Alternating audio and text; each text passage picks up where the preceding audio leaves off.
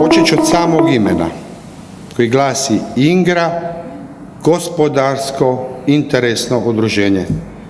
Navedenom de jure nazivu nadodao bih svoje shvaćanje INGRE kao poslovne zajednice. O vrijednostima koje proizlaze iz djelovanja INGRE svjedoči i činjenica kako je riječ o najstarijem, neću pogriješiti, jedinom gospodarskom udruženju u Saveznoj Republici Njemačkoj koji promiče zaštitu hrvatskog radnika i nesmetanog rada hrvatskih tvrtki u Njemačkoj.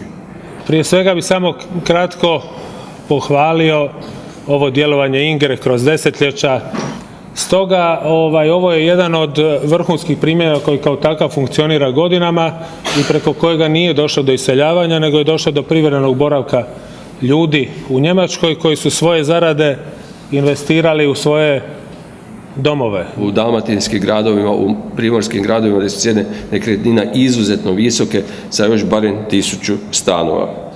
Do kraja mandata, znači u roku još 2 godine, očekujemo da će ukupno više od 20.000 mladih ljudi imati svoj dom u Hrvatskoj zahvaljujući ovim mjerama. Onda će i ostati u Hrvatskoj, moći ići ovdje raditi, ali imat će svoj dom i vraćat će se uvijek u Hrvatsku. Ja bih vas izvijestio da smo u prošloj godini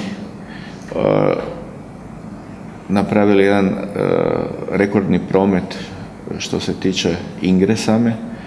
To je preko 80 milijuna eura s ovih 2000 ljudi. Onda taj trend se nastavio i ove godine. Cijene su kalkulativne porasle jer je pritisak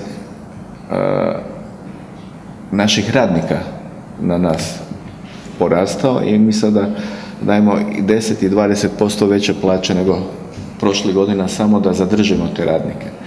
To je jedna vrlo nemilosrdna igra ako smo osuđeni samo na hrvatske radnike. Mi trebamo jedan sustavni napor Republike Hrvatske da uvozi poželjne radnike iz poželjnih zemalja koje su tehnički kompatibilne i na istim tehničkim znanjima i standardima. Još uvijek, evo baš i kolegica Knežević iz Ministarstva rada danas nije s nama jer se pregovara u vladi i na vladi je točka kvote za strance. Stranci su nekad bili nepoželjni, pa su digli se na 5.000, pa smo prošle godine dobili kvotu od 30.000, sada govorimo o puno većem broju. Rekli bismo, Hrvatskoj treba sada 200.000 ljudi radne snage, barem u špici sezone, da se može servisirati njen uslužni sektor. Evo, jako sam zadovoljna današnjom konferencijom. Zadovoljstvo mi je bilo ispred Hrvatske udruge poslodavaca ovdje nazočiti. Ono što sam se referirala sam se na sprovođenje reformi u Hrvatskoj i ono što svi znamo što je gorući problem u Hrvatskoj, a to je nedostatak kvalitetne radne snage. Mogli smo čuti koliko je to veliki problem i u Njemačkoj.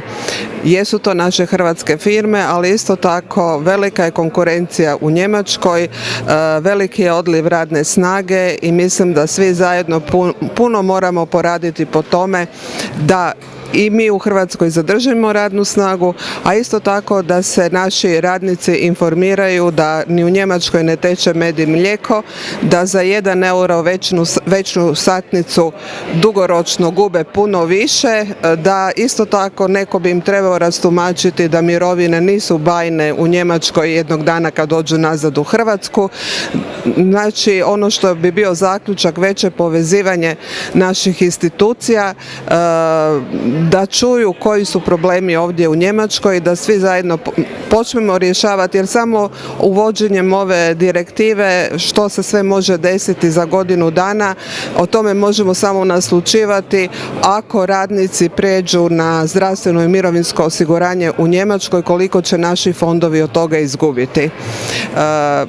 Prije nego što do toga dođe, probajmo svi zajedno naći rješenje kako to bezbolno odraditi, da nam radnici se ne rasipaju, da i dalje nam daju podršku da ovdje dolazimo organizirano, da obitelji tih naših radnika ostaju u Hrvatskoj i da se oni sa tim primanjima vrate u našu zemlju.